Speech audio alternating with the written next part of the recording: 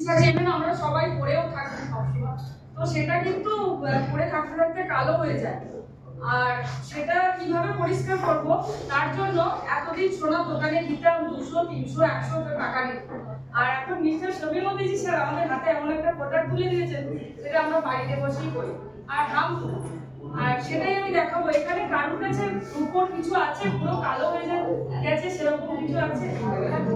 আচ্ছা, একটু দিলে ভালো আছে। কিন্তু আমি আমারটা বাড়িতে করলে অনেকে বলতে কিছু একটা তার হতে পারে না, তো আমি তার জন্য একটা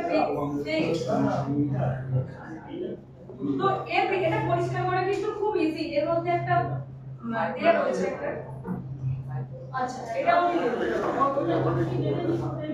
যার যার পরিষ্কার করা আছে পড়ে নি। 100 টাকা করে লাভ না, 100 টাকা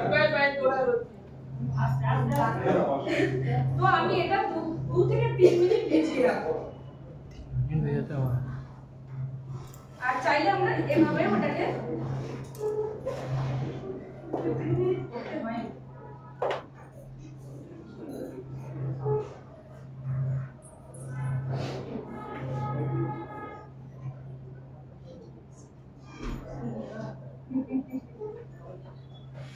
এটাও করে দিই না, দেওয়ালি আসছে, পরিষ্কার হয়ে যাবে।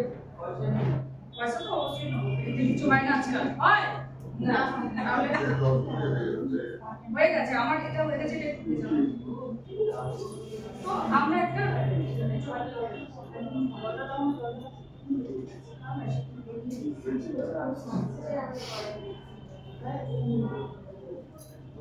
একটু জলের মধ্যে জাস্ট দিয়ে দেবো একটা ভালো সাদা পেপার বা কিছু চেনা যাচ্ছে না।